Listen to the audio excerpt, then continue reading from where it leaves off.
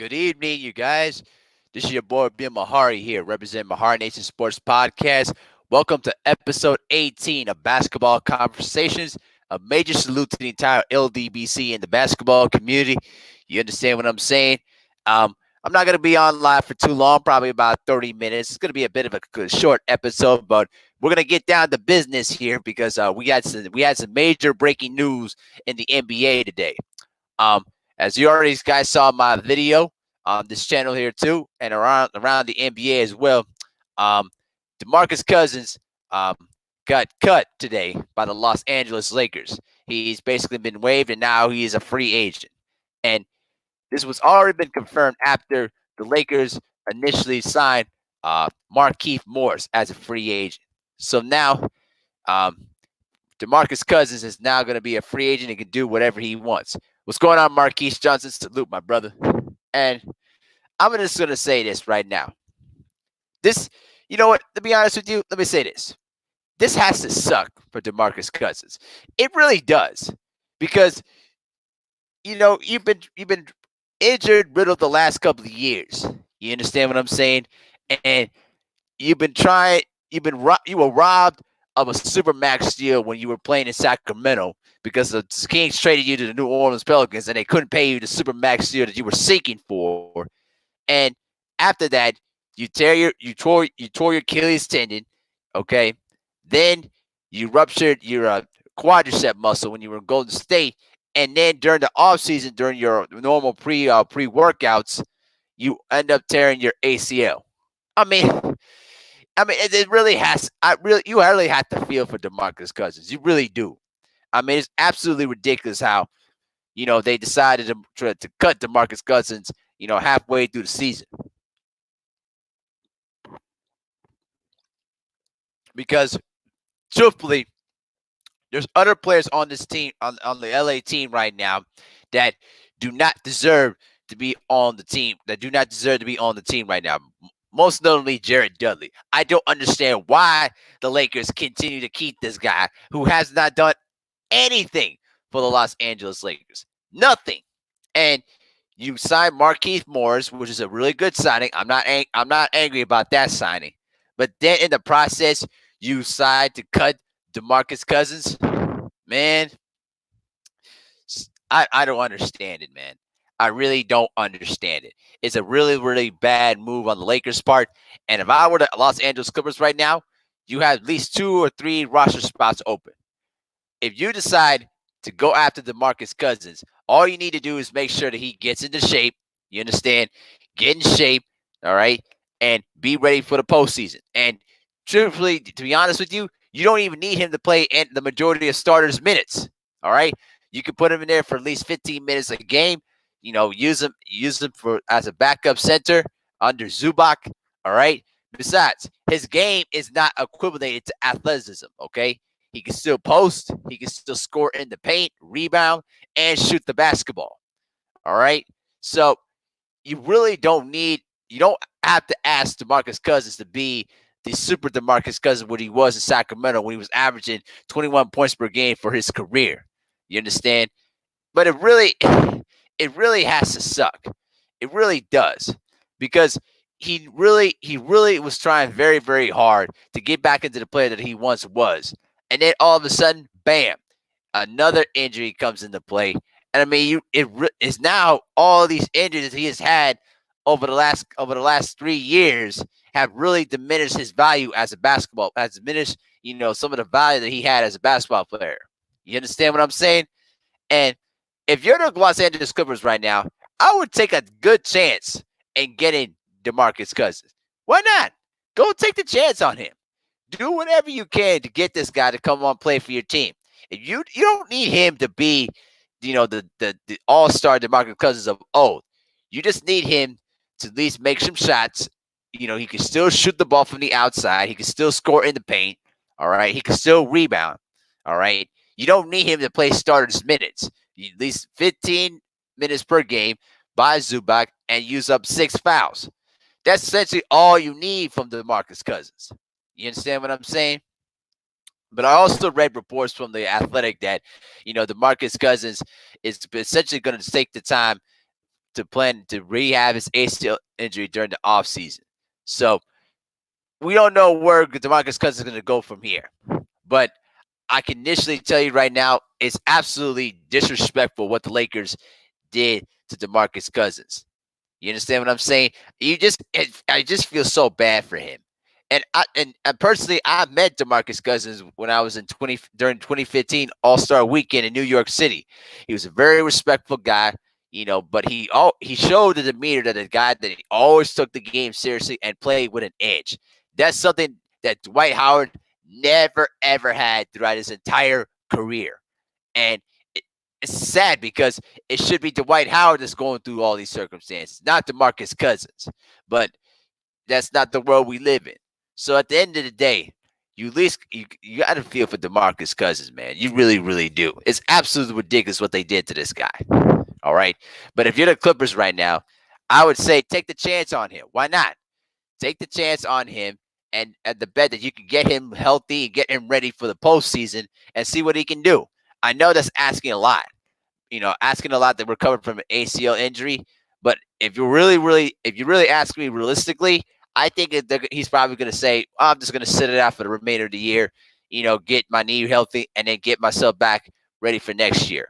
But when he gets himself healthy and gets himself an opportunity to play, I'm telling you, I think he could still be a bit of the DeMarcus Cousins of old, averaging the 21 points per game and the 10 to 11 rebounds per game, what he once was in he was in Sacramento.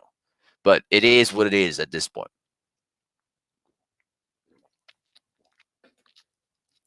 But I want to also talk about another issue of mine that has really been bothering me, and also salute the Ticket TV for bringing up this little video here. The Boston Celtics have already announced that they were going to retire Kevin Garnett's jersey at next season. All right, now they're starting to come out that the Celtics may not retire Ray Allen's number 20. You understand what I'm saying? And I find that to be absolutely ridiculous. Now, let me put it like this, okay? All you guys that know that Ray Allen was a part of the Big Three in Boston that won the 2008 NBA championship. He played a significant role during the entire run to the finals when they won the title and when they made it to the finals in 2010. All right? But what I really am disgusted about this situation is that how the Boston Celtics continuously disrespected Ray Allen when he was basically in trade rumors nonstop for the last couple of years before he basically left for Miami. All right. I don't understand why KG and Paul Pierce never understood from that perspective. Because, listen, Danny Ainge kept putting Ray Allen in trade talks every single year. And then Doc Rivers started Avery Bradley over Ray Allen. And if you're a Ray Allen from your position, you got to think to yourself, why is they doing this to me? I still got plenty of game. I still got more left in the tank. It's disrespectful what they doing to me. So when he left as a free agent after the 2012 season, I didn't blame him at all. All right. I didn't blame him at all for signing for the Miami Heat because he basically won another ring. But more importantly, he got disrespected by the Celtics. Something that clearly KG has no understanding of. And I don't know why he continues this beef with Ray Allen. Because at the end of the day, bro, listen, the Celtics even traded you to the Brooklyn Nets. So where's the royalty? I should say not royalty. Where's the loyalty? Where's the respect for the franchise? Sticking it out and all that. Come on, KG. Ridiculous, bro. Absolutely ridiculous. Now, the bottom line is this. Ray Allen and Kevin Garnett deserve to have their numbers retired in the Boston Garden. But for the Celtics not even to consider Ray Allen's number retirement is absolutely asinine and ridiculous. And I don't understand what is in their minds to think about that. You feel what I'm saying? So it is what it is on that. Now, I want to get into just a little bit about some college basketball here because I wanted the guys to talk to you guys about, one particular issue that's been going around. Last week, Mark Emmert and his NCAA cronies went up to Congress and tried to once again try to play the same old card to try to protect, the likeness issue in the NCAA. Because remember, California passed a state law where all the college students, I should say, not just all the colleges, all the student athletes of all the colleges in California can now use their likeness to make money and sign with agents and do any business deals. Now the NCAA tried to block and try to do their best in vain to try to influence to stop the bill from happening, but it did not work. Now there's other states that are ready to fall suit to what California did. Now the NCAA is basically on borrowed time. They're trying their best to try to cover their own asses to try to protect the same issue of the likeness thing, thinking like, well, we was gonna do it anyway. We needed some time to think of a plan. But the Congress people that were listening to them, they were not having it. There was even one lady that basically shot out and said, "You're the CEO," and she basically took her belongings and left the room. It was absolutely crazy what was going on here.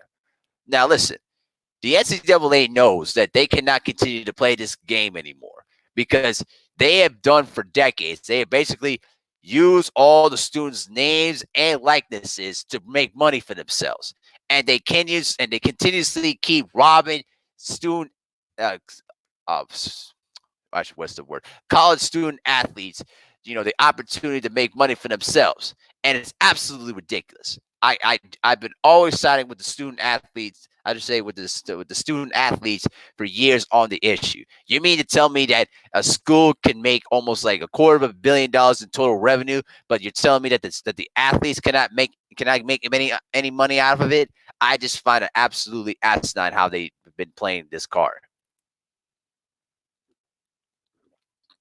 Because think about this for a moment. We're about to have March Madness uh, starting on March 15th after Selection Sunday. You understand what I'm saying? Now, let me check the NCAA Tournament TV contract. Now, when you look at the TV contract, listen, on the 17th, on 2017, okay, they see the NCAA signed mega deals with both CBS and TNT to broadcast the entire NCAA men's basketball tournament, which costs both $19.6 billion. Okay, so the contract is going to continue basically from 2025 all the way basically from all the way to 2032. All right, now think about this for a moment. The NCAA, both these television networks are paying big sums of money to the NCAA for to broadcast the entire tournament.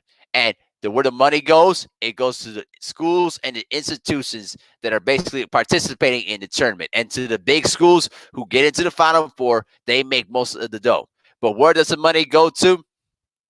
Just for the athletes that are participating in the tournament, they don't get a dime off of this.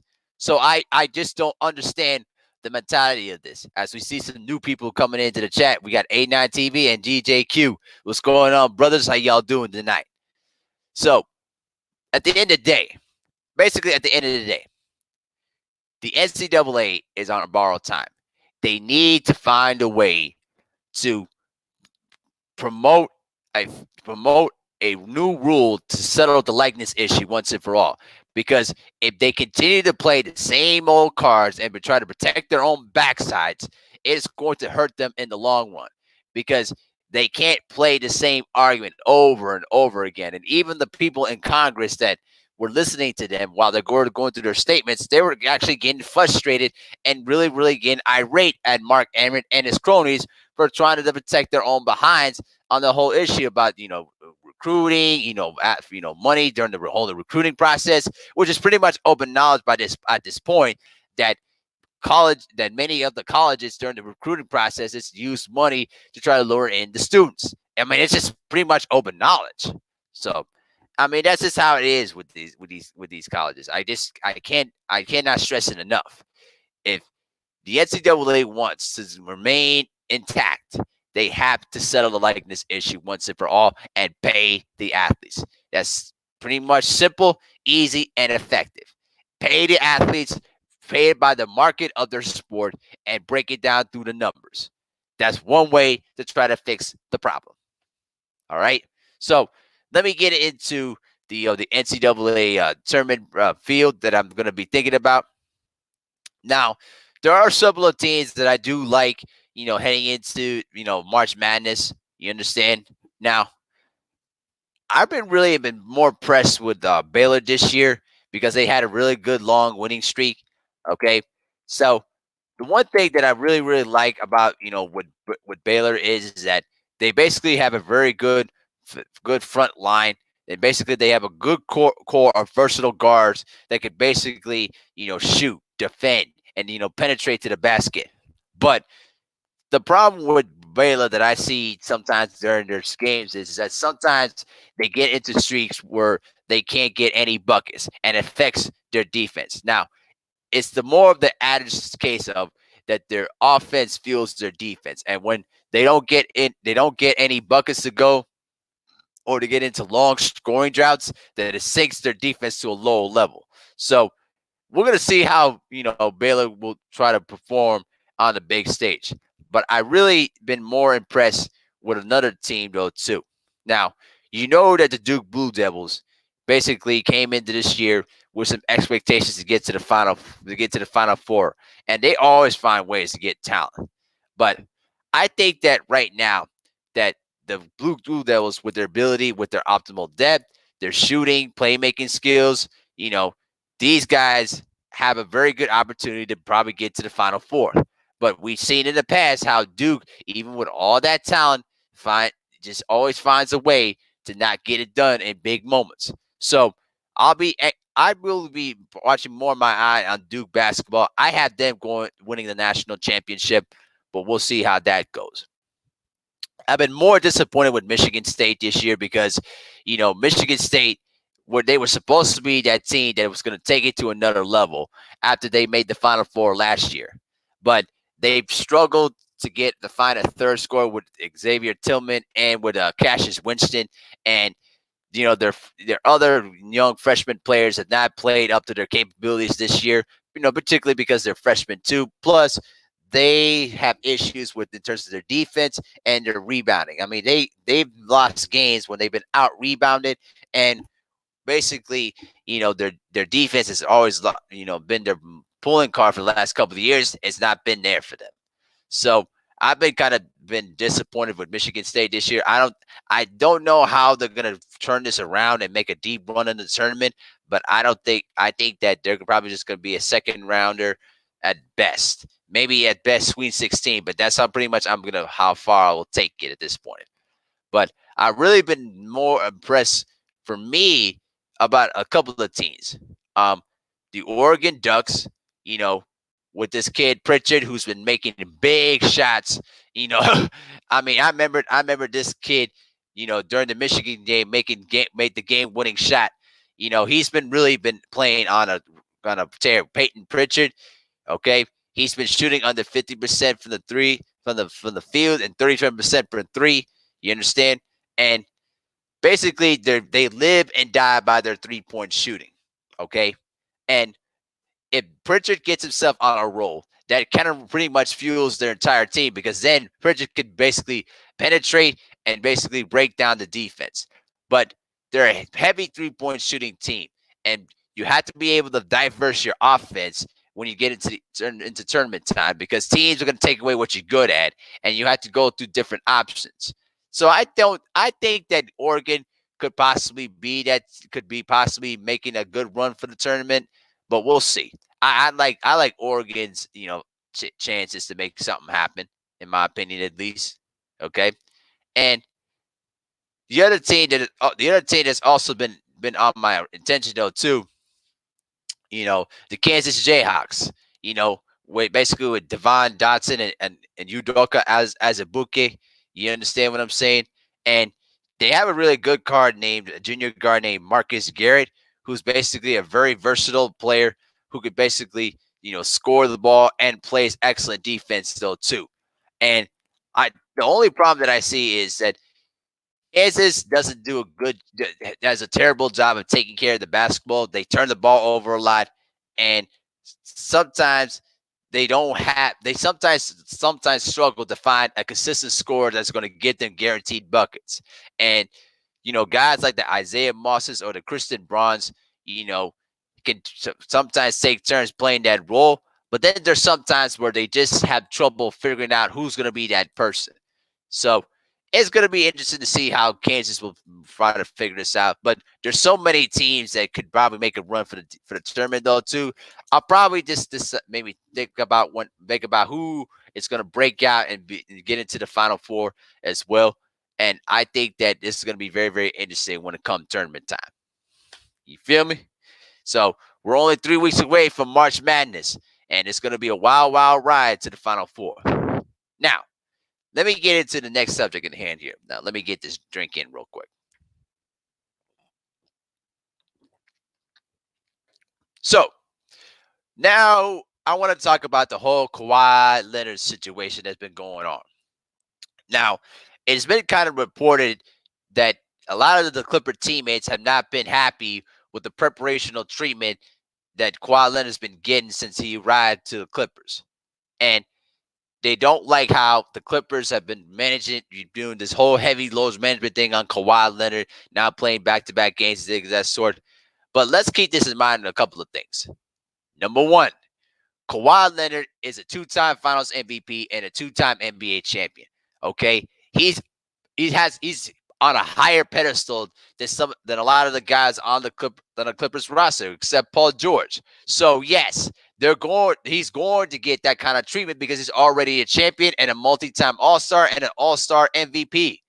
All right, and number two, when was the last time that any superstar player was well loved by his teammates? Okay, Kobe Bryant throughout his career was probably one of the biggest psychos when it comes to championship expectations, because he always stressed to his teammates that it's championship or bust, and he expects you to live up to championship caliber expectations. And if you didn't live up to those expectations that he set for the team and for the organization, he was going to make your life a living hell. And there are some players that have no problem, dealing with that kind of issues. But at the same time, there's certain teammates that cannot handle that kind of scrutiny, that kind of criticism, and that kind of demand of excellence being forced on them. Now, listen, Michael Jordan punched Steve Kerr in the face in 1996. Okay, Larry Bird, he always had preparational treatment and always talked trash to his teammates all the time. I mean, this is something that's not surprising to anybody. I mean, for a lot of these Clipper players that feel like that they should be getting that kind of treatment, bro, be a 2 times MVP, Finals MVP, and a 2-time champion, and then come back and talk to me. All right, Kawhi Leonard is one of the best 2-way players in the game, and probably is a third best player in the NBA. You could probably argue second best player right now. But the truth of the matter is that Kawhi Leonard is going to get that kind of treatment. It's just how it is. You can't change. You can't just change the kind of anarchy of the team just because you feel like one player is getting the kind of special treatment and you're not. All right. Listen, if you're a role player and you're probably the fifth or sixth guy or seventh or eighth guy coming off the team, listen, you are going to be treated to a different standard. I mean, is this how it is? Listen, not every team is going to be created equal. It's just not going to work. Superstar players are going to be treated to a different standard than, say, a star, basically a starter or a role player coming off the bench. I mean, that's just how it is. You can't change that. The only thing you can do is just either you go along with it or go play somewhere else. That's just how it is. You understand what I'm saying? You can't sit here and simply say, "Oh, it's not fair that Kawhi Leonard gets this kind of treatment." Well, call us when you won some championships like Kawhi has, and then make that argument. But it's just ridiculous how they try to create these false narrative stories. All right, and let me get into the next subject in hand here, since we're going to talk about false narrative stories.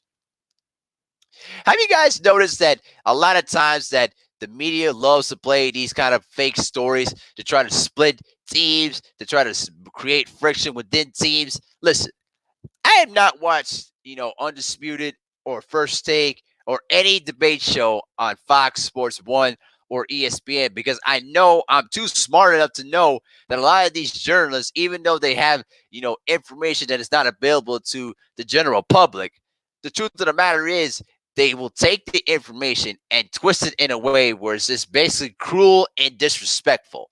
And I absolutely have a problem with that. You can't just create your own narrative just because you want to suit your agenda. And people like the Nick Wrights and the Shannon Sharps and the Chris Broussards, the Max Kellevins and the Stephen A. Smiths, they create these kind of false narratives to try to manipulate and confuse the casual fan. But if you're a guy that studies basketball like myself, you don't fall for their baits. All right.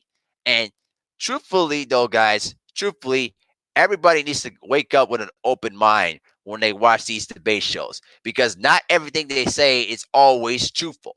All right. I can remember a couple of years ago when Max Kelvin disrespected Kobe Bryant, saying that he should be the 93rd ranked player in the NBA off of some stupid, poll by some ESPN writers that try to claim who's the best 100 players in the world, but never played the sport in their lives. So how can you sit here and tell me that a 5-time NBA champion, a 18-time All-Star, and Kobe Bryant can be the 93rd ranked player? How is that possible? It literally makes no sense.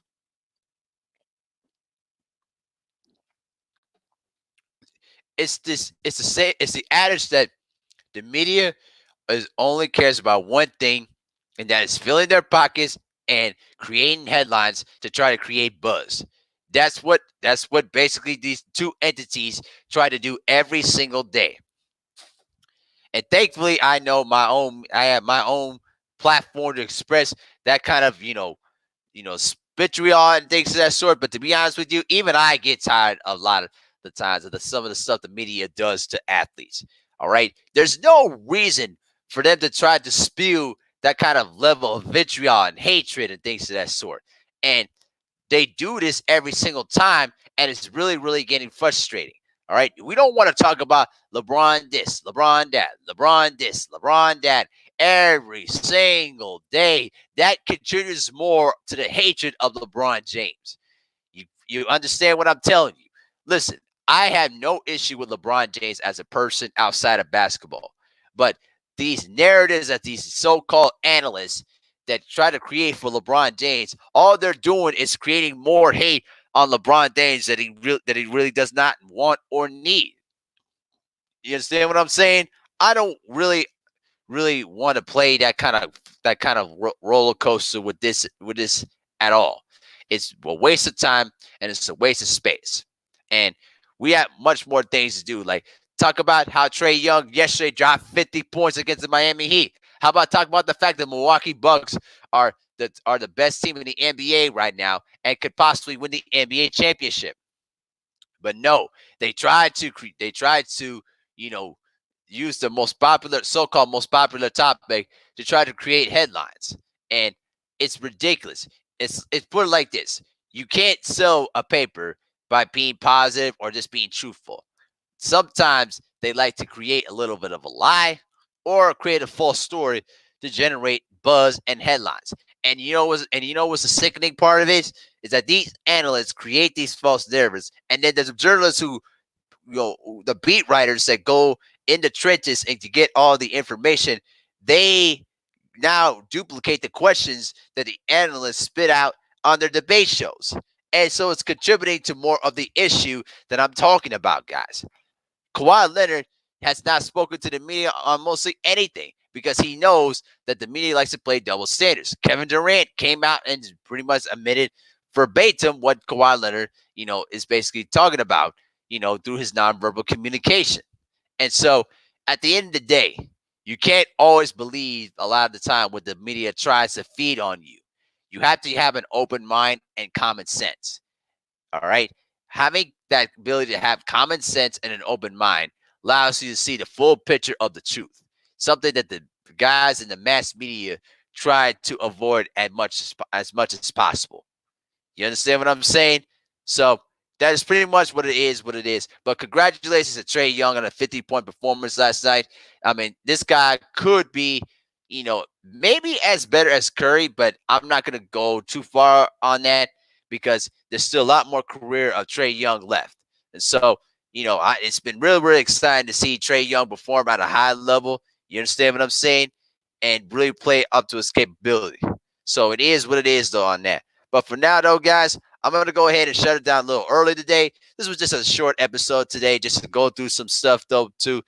And talk about a little bit of opinions and talking about the whole DeMarcus Cousins story, which is absolutely ridiculous that he got released. You understand what I'm saying? But I'm going to go ahead and shut it down for now, though, guys. But also, at noon tomorrow, we're going to have a special pre-fight show for Wilder versus Fury 2 tomorrow night on Fox pay-per-view. Don't forget to order the pay-per-view, guys. Let's show the support to the champion, Deontay Wilder. You understand what I'm saying? But this concludes another episode of Basketball Conversations. I'll be back on my regular time at 9 p.m. Central Time next week right here on the channel, too, guys. Make sure to smash the like button on the way out, too. So this is Abil Mehari, represent MehariNation Sports Podcast for Basketball Conversations. Major salute to the entire LWC, and have a good night, guys.